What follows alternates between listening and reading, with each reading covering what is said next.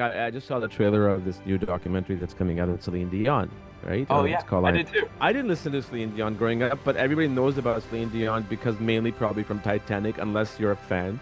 That I wondered after watching the trailer, why did I get so involved with Celine Dion's movie trailer? Yeah, and it takes me back to that experience and something that I actually, miss about my musical life right now, which is singing, because I was a vocalist. Ghost of Holst.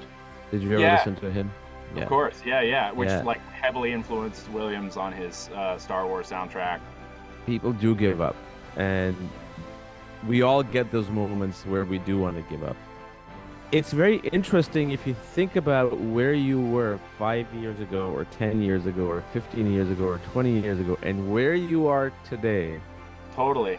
And there are like different markers and like different markers of success and what that means for each person and what they're looking for. But and it's different than other worlds where maybe you see a title increase.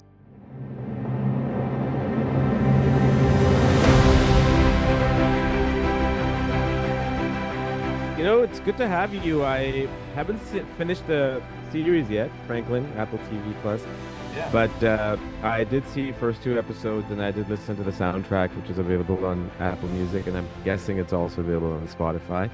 Yes. Um, great, great soundtrack, first of all. Thank you. Thank you. Thank you. Um, I mean, a couple of things that stood out for me was kind of reminded me of the 90s and, the classical composers like, something people that you grew up listening to, like, Mozart, Beethoven. Um, there's a track in there called Try Harder or Trying Harder. Yeah, try harder. Um, Yeah. yeah, it just kind of brought back a lot of like classical music that I have grown up listening. Yeah. Yeah. It was really, really well done. I really, really enjoyed it. Just wanted to sort of say that up front. Ah, thank you. Appreciate it. Yeah, that one was like an interesting challenge and it comes back a number of times in the show and is kind of, it's a bit like sort of Vivaldi influenced, if you will, and I wanted to kind of use more classical music as sort of a vehicle to carry some of the comedy and lighter moments of the show. And so that one in particular is kind of tracks with Temple Franklin's sort of transformation from sort of this raggedy American in kind of these ragged clothes to something to his sort of French self, which like he goes through in episode one, he goes through sort of a wardrobe change with Lafayette, and so that's the first time you hear it, and it kind of tracks throughout the season as he kind of further assimilates into French culture, and so kind of using that as a lighter element, but also something that's a bit more ornamented and yeah, that kind of reflects a bit of like the French attire and culture. So Yeah, no, it was really well done.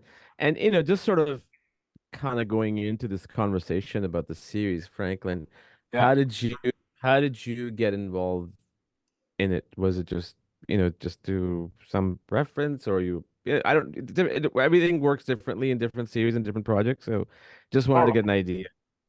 Yeah, I mean, I have worked with the music supervisor and the music editor a couple well, I worked with the music supervisor on a couple of different projects, and then the music editor has actually worked out of my studio a couple times on other projects because my company here, Found Objects Music Productions, we produce other scores for other composers in addition to our own. And then, my business partner is Trevor Grekus, another film and television composer that we've worked together for, 18 years at this point, which is kind of crazy.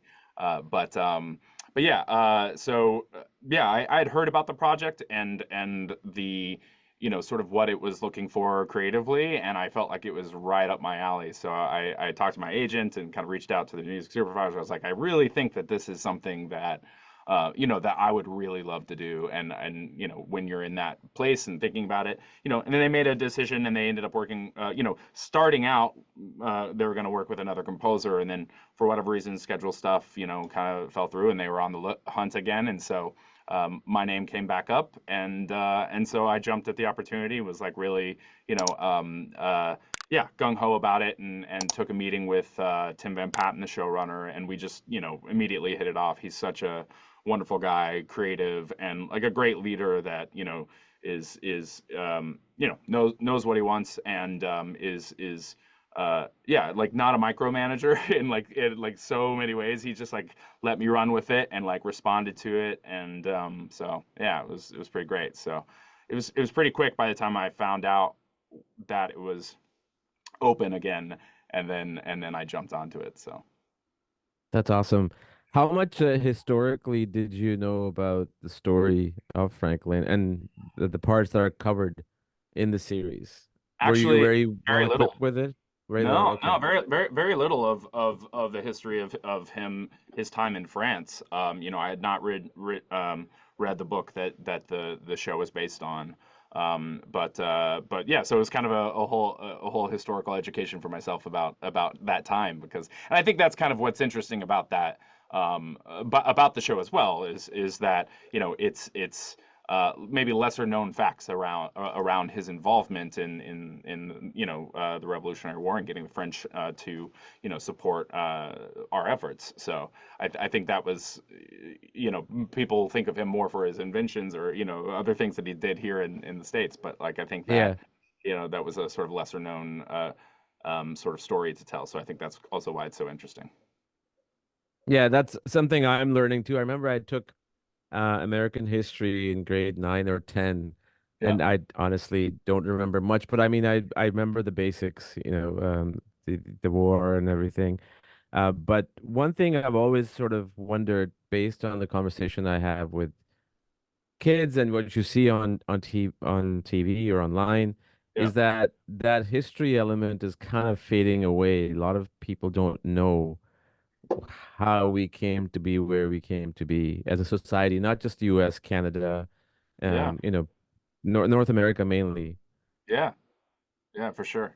Yeah, I mean, it's interesting. I'm not really uh, uh, around many people with kids. I don't like hear about what's kind of being taught in Yeah. schools. Like, I don't have kids myself, and I'm not, someday. But so I don't really know what like curriculum is like. But I mean, as it gets further and further away, I think it's harder to probably latch onto and understand sort of the transformations that we've gone through over the past couple hundred years. So, I wasn't referring to the kids. I even talking about you and I in general, oh right? yeah, Like, I didn't know a lot of things that are happening in this series. I mean, you mentioned you didn't. I just wonder, is it something that I feel it's something that we should be reminded all the time about history, even if yeah, it was bad history or good history or whatever it was.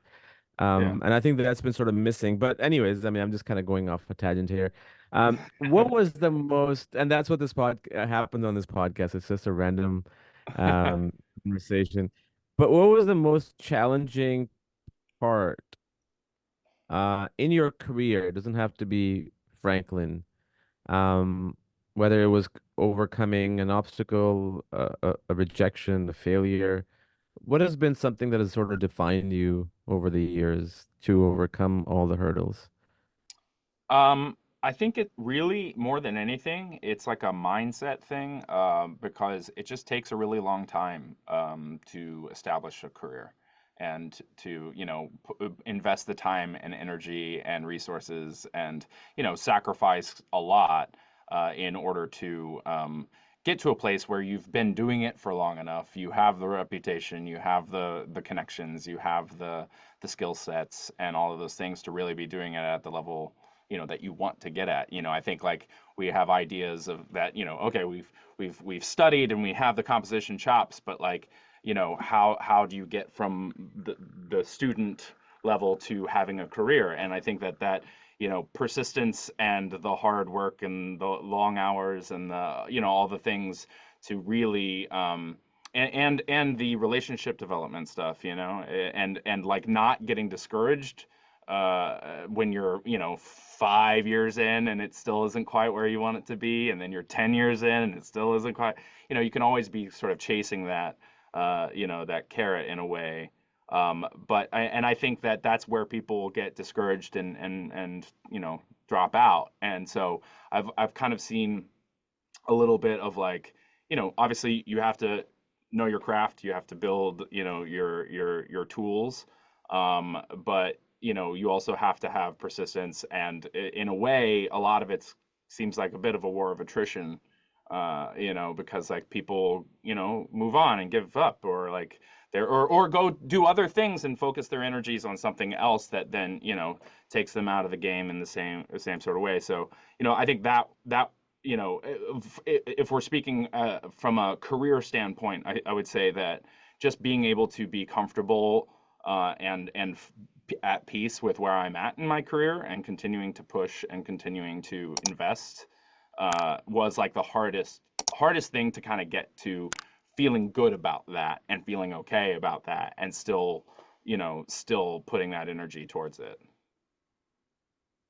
It's interesting you mentioned that because I do know a lot of people in the industry, like being a director myself, um, people do give up, and we all get those moments where we do want to give up, including me. I'm sure you have too, right? There's always those days. But what I've discovered, and I discovered this 5 years ago, it's probably a very obvious thing to a lot of people, is that instead of when you are having that downtime, and we all have that on a regular basis, it's very interesting if you think about where you were 5 years ago, or 10 years ago, or 15 years ago, or 20 years ago, and where you are today. Yep. That really flips everything around. Like, holy crap, I've come that far, Yeah. right? And I think that's one of the key things, at least I have discovered, that to kind of stay in that element, because Yeah. fear does crazy things with you, right? Yeah. So it just pulls you back. Totally. And there are like different markers, and like different markers of success, and what that means for each person and what they're looking for. But and it's different than other worlds where maybe you see a title increase, or you see some sort of thing that represents that you are further along in your career than maybe another person, in a more like corporate structure or something like that. You know what I Yeah. mean? But like when you think about it, someone who comes out the gate, out of school, and does their first short film, they are credited as composer.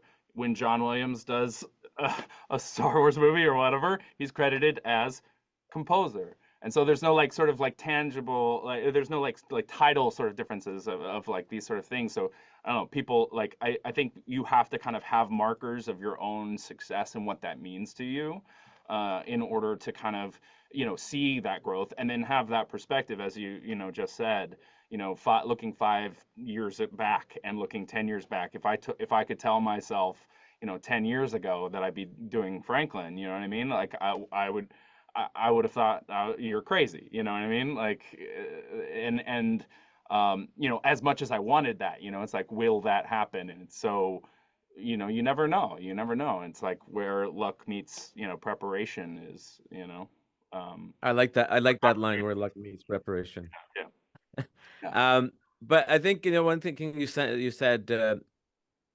comparison is detrimental to anyone's growth.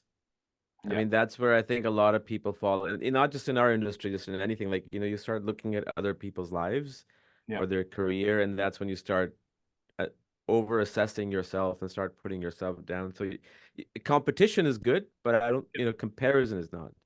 yeah. Um, and you mentioned John Williams. Which composers have you sort of grown up listening to, or some of your favorites? Well, when I was in high school and college, I didn't initially intend on getting into, I was interested in film work, but it wasn't like what I set out to do really. I kind of entered into the music world through bands, punk rock bands. I was producing stuff, writing for my bands, but then I was in choir.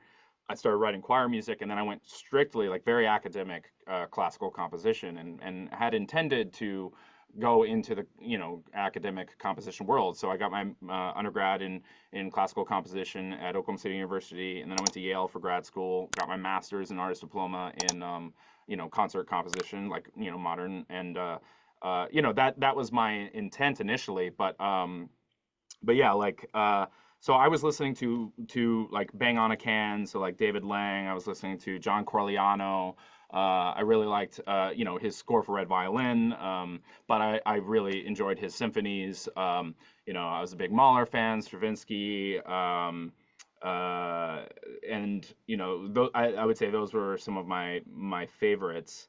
And then, you know, then when I started getting into more film stuff, obviously Zimmer was an influence. Like the Gladiator soundtrack was like, oh, Hmm. because that was around like when I was, in high school or early college, um, and then more as of late, I was like John Bryan and Johnny Greenwood and that stuff. But like I have pretty. Oh, I see you have got Gladiator right over here on your right. Yeah, it's one of my favorite films. I mean, the music is amazing. I still listen to it every time from time to time. It's amazing. Yeah. It's absolutely amazing. Did you ever listen to I'm sure you have Vangelis growing up? Yeah, yeah, yeah, yeah, yeah.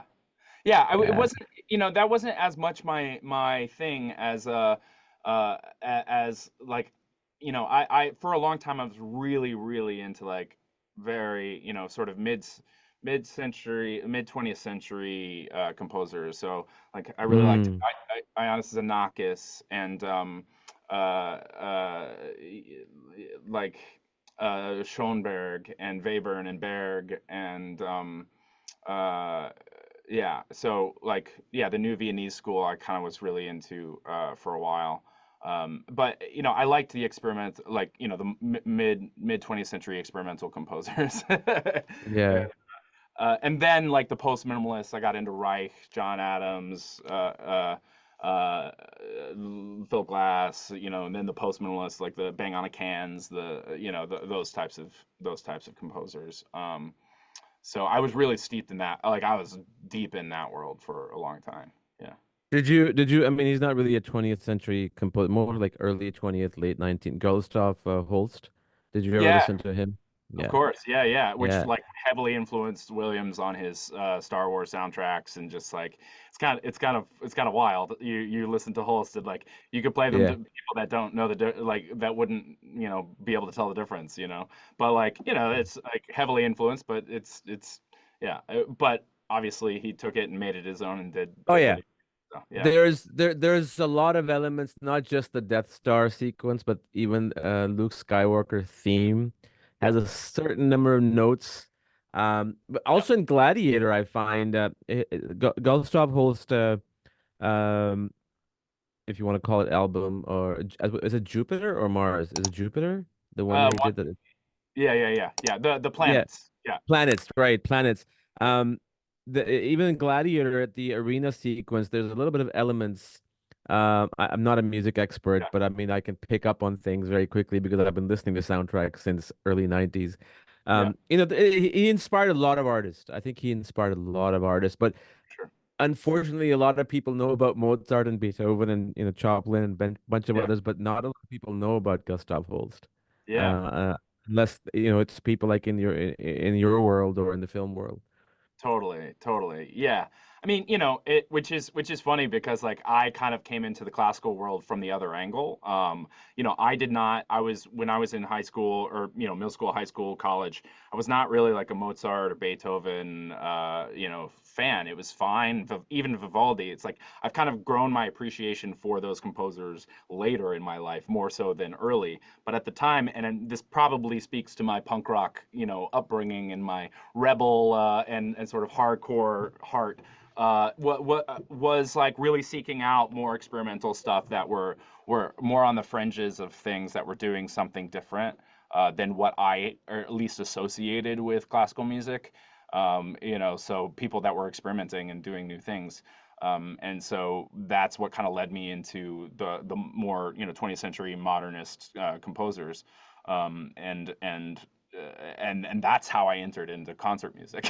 Yeah. It's like being inspired by that. But it's interesting how that is in Franklin. Like all that Yeah. stuff that you sort of, clearly is in Franklin, the Apple TV Plus series. And while we're on, talking about that, so every composer works differently, right? Like, you have On a feature film, you have a film that's pretty much completed or Yeah. rough cut, and the composer comes in and does his thing. Like for example, have you seen Slumdog Millionaire? Yeah, of course. Yeah. So A.R. Rahman, right? Yeah. I read somewhere that he actually composed that soundtrack in 2 weeks, which is absolutely insane. Yeah. In this production on Franklin, being a series Yeah. and producing a an hour-long soundtrack, where did you come in terms of from standpoint of research into interacting with the team? The showrunner, as well as then obviously during post with the editor and sound mixing and all that stuff. Yeah, yeah, I got brought in, they were already pretty far along on their edits, like network cuts.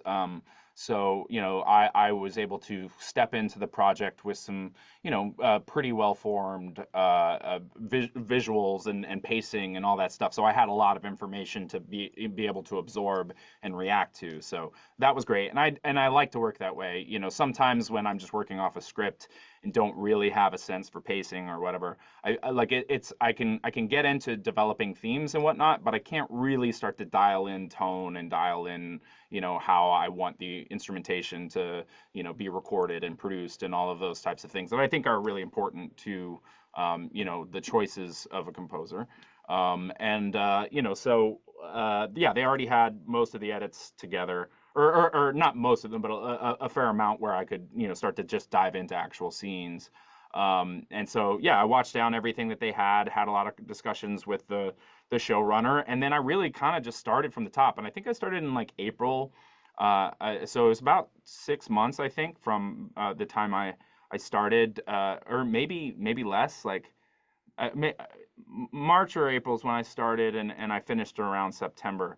And wrote 4.5 hours of orchestral music. So it was a lot and very fast. Wow. Yeah. So, I just kind of started from the first cue, really. Like which I felt like, I thought the pilot did a really good job of setting up a lot of different themes. Um, and characters that I could really work with. So I just kind of started episode one, Q1. Here we go. Like, Franklin arrives on the shores of France. There was a lot of that. Just trying to find the production style there. Some of like Franklin's theme as he arrives and turns around and is revealed. We get the first statement of his main theme in the French horn. And so then I kind of just worked from front to back because there wasn't like a lot of time, and I think in some ways that's a gift, because sometimes if there's too much time, then you kind of lose that sort of, I don't know. There's something there when you're like, I don't have too much time to second guess my choices. I like Yeah. I go with my gut. I know what feels good, and I'm reacting to, and I just go all in.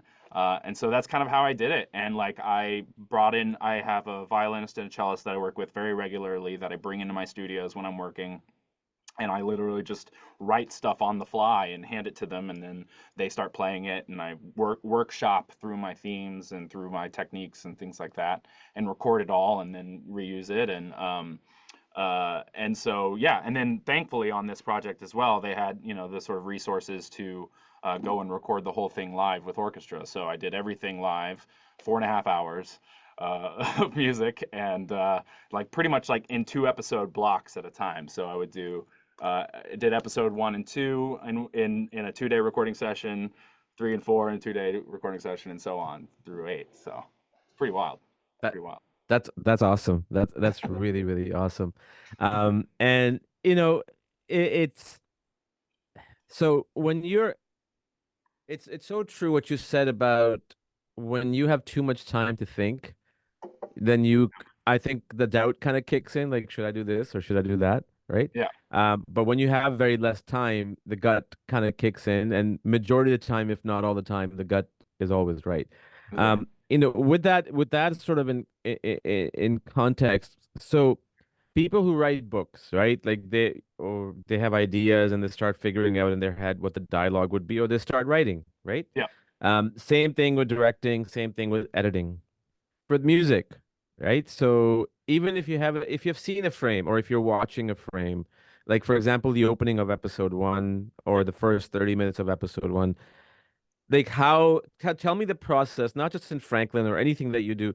How does that sort of come into, your mind and then sort of comes out with your, you're playing a piano or keyboard or you understand my question, right? I mean, I'm just trying Yeah, to yeah, figure out. totally, totally, totally. Like, how do you go from the idea in your head, Yeah. responding to something that exists outside of yourself that you can present to someone? You know what I mean? Like, yeah, I mean and that's kind of I feel like part of the magic of being a creative person. It's like you find your own process and way into translating those internal thoughts and approaches and with enough experience, you just learn how to find your different modes. But I do work at the piano, but I also on something like this I did very like start at the keyboard but with full orchestral sounds. I've got the full orchestra at my disposal essentially in my computer,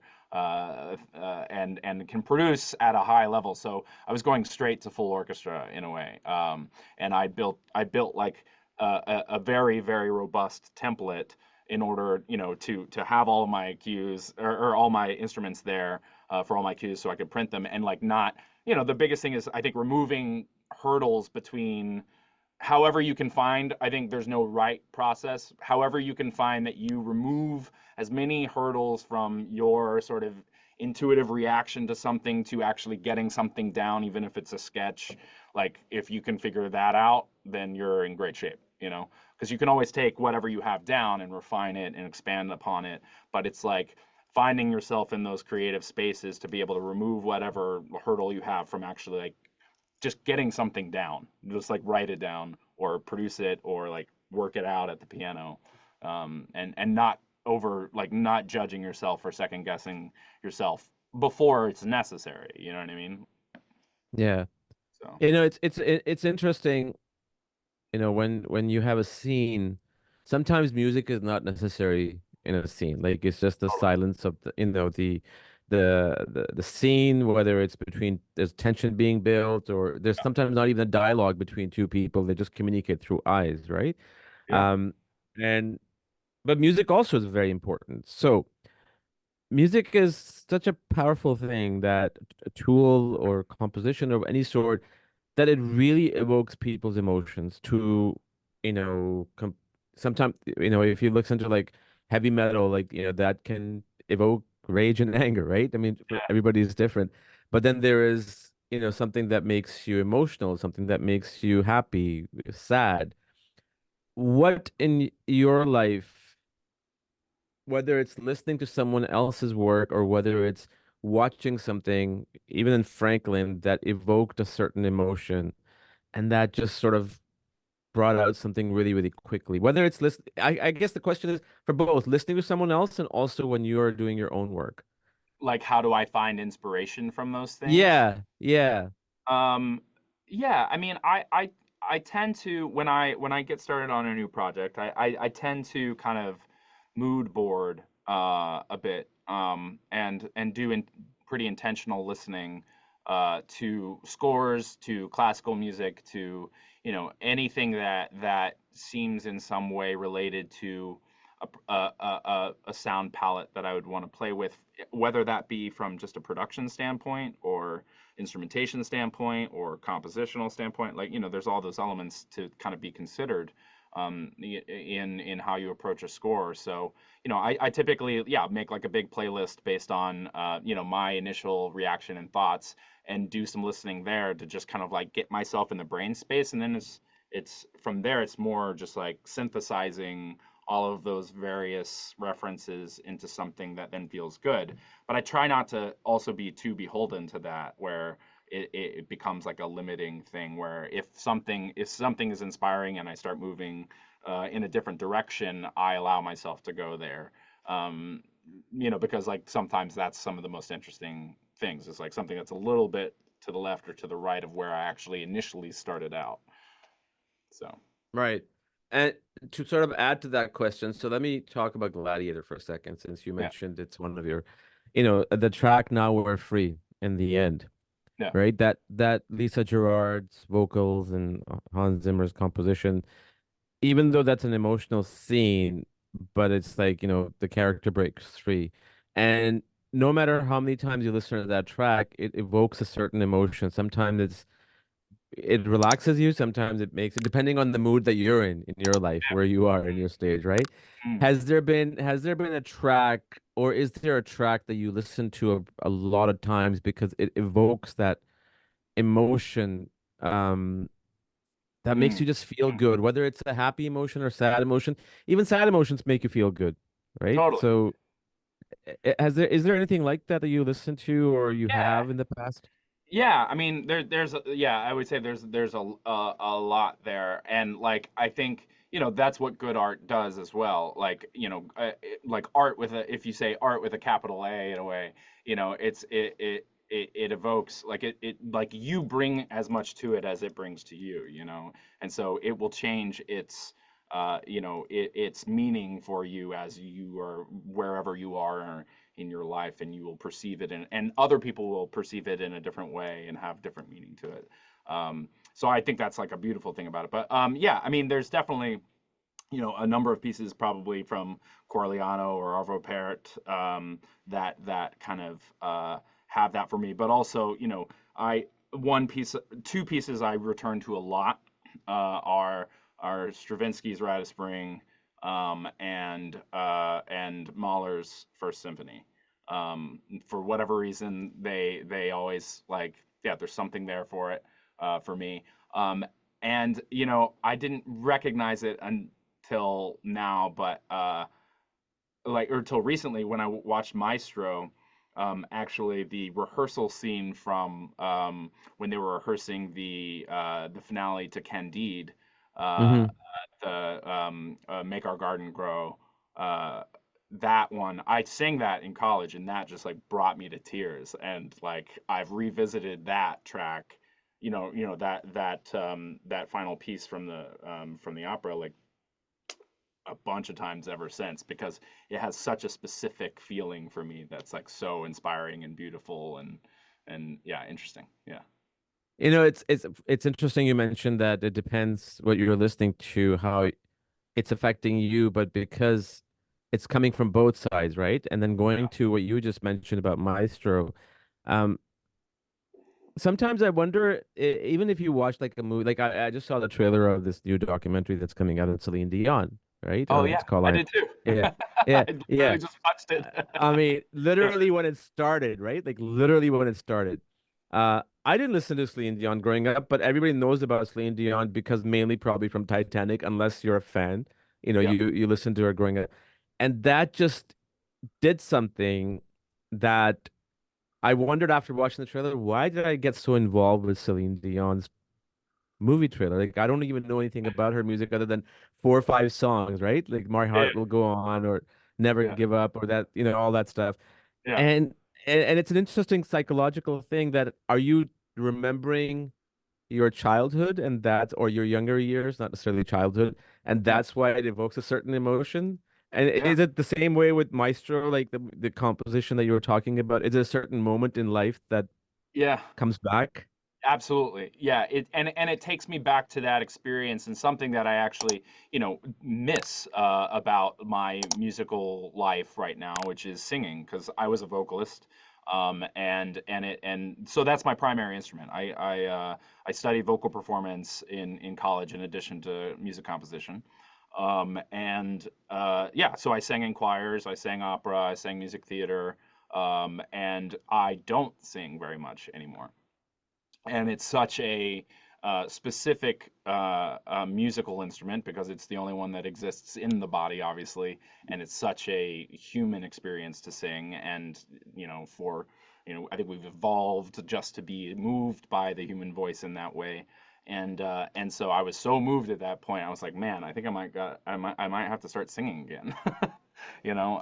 Because it reminds me of those times being in choir, being there, being participating with all these other people. It's a community thing, and then it's also yeah, it's just it's moving when you are part of that and you hear your own voice distinctly, but you hear it in context also with all these other voices around you. It's kind of, yeah, it's spiritual. I don't know what else to say, I, about it. I, yeah, I think you're bang on because even in that trailer, the Celine Dion one that I just saw, there was a line that she says, I don't remember the exact line, but it was more about like she does it for the fans because she misses them as much as she misses herself singing. And it's not in vanity or anything, it's just a Yeah, community thing, right? It's community just thing. that they're part of her community. Um, why did you give up singing, or was it life happened, or Well, it's just I just kind of made a choice, I think, in college, that I had been composing for a couple years at that point, and I still studied vocal performance in college, and I still sang a bit in grad school, but I just like I was pursuing composition and really, from a both lifestyle standpoint, like I didn't really see the end goal of where I would head with like singing necessarily, and I just was more inspired by creating myself. For whatever reason, I could just like dive into composing and lose myself, in it. And I really love the fact that like I create and I put something out in the world that exists, that I can kind of point to. I'm like that thing, you know what I mean? Which but I love, I think the act of live performance is a beautiful thing too, because it's a moment that you only experience in that moment, even if you record it, it's just different, so live performance is beautiful in that way. But for whatever reason, I just gravitated more towards the composition thing. But I think what I miss most about it is those sort of beautiful moments of community, those beautiful moments like where you feel part of this, larger thing. are you planning to revisit that? Is that something in the Yeah, works, or you would like to? I mean, I on my own, I don't know if I would ever go back to like performing, uh, but choir stuff I would be interested in. It's kind of hard because I don't have a lot of time. Like I'm grateful. I'm busy, which is great, and so not complaining there, but it's hard to find time for other things that are not central and core to kind of my career and what I'm doing compositionally. Although like I would love to get back in it, and there are some community choirs and stuff in New York, that I've had friends that have been a part of that. I know it would be fun. I just know that I don't have a lot of time. You have to choose your kind of priorities there, but I hope to revisit it someday, with a little bit more time. So Would you ever do it if a situation came up where you're doing a composition for a series or a film and there was a requirement for a song? yeah, eh, absolutely. would- Yep. And I've done that. Yeah, I have done that. Okay. Like especially like background things. And in when I was doing more advertising work, because like my company does also advertising, composition and music supervision. I would sing a lot on those, back in the day, and then yeah, and then I've sung on a couple scores like as background kind of things and more textural things, Which but which ones? I don't want to say. Oh, okay, you can't say. I I have to Google it now. Yeah, yeah. That's all good. Yeah. What's next for you, Jay? I'm working on two series right now. I'm working on the second season of my show Lie to Me, or I mean Tell Me Lies. I did a show called Lie to Me many years ago as an additional composer, but Tell Me Lies is the second season of that, which is a Hulu show. I'm working on a new Apple series, which is like a psychological thriller with Billy Crystal. That'll be coming out. I don't know when it's coming out, but yeah, working on that right now. Finishing up a movie with David Mamet. So a new feature for him, and a documentary that I started like 4 years ago that kind of came back to life. And then yeah, I've got a couple other features coming up. My good friend Shall know his first feature, which is like a horror feature that will be on Mm. Hulu, and yeah, a number of other ones that like are not as solid, but it looks looks like that's where I'm headed for the year. So. I think of all the ones that you mentioned, the one that sort of grabbed my attention was the word Billy Crystal and psychological thriller together. Oh I mean, yes. you don't see those, you don't see those or hear those two words together in the name and that genre together. So that would be interesting. Eventually, I'd love to talk to you more about when that comes out and other stuff that you're working Yeah. on. That would be really awesome. Just one last thing I would love to ask you. Um, what's one thing that you would tell yourself, your younger self? Mm. One thing I would tell my younger self. That you wish you had at the time. It's not about regrets, but sometimes we always think about, Yeah. if I was this way or if I was that way. Yeah. I would say, you know, like just to have a little bit more encouraging, it would just be like, keep going and don't listen to the people that, you know, don't don't know where you're headed. Like you've got it. So, it's just like keep your head down and keep going. Like you're doing good. That's pretty much it, to be honest. Like, cause I'm from Oklahoma, and right outside Oklahoma City. Um, there were no other people that were composing in my class or hometown, or no one was doing what I was doing. And it like then when I went to college, I was one of two composers of my year. And like there were no examples around me or anywhere. And like there were a Yeah. lot of people that were like, what are you doing, and how are you going to make a living, and how are you going to do this, and how are you going to do that, you know what I mean? Like, and it's just because they don't, there's no way for them to see it. They don't understand how that goes, and I didn't either. But I did have passion for it, and I did have faith that I could make something work out of it. And even if that was like a more straight and narrow academic route, I'd be writing music and I'd be pretty happy with that. And I'd be happy teaching, you know what I mean? So, uh, Yeah.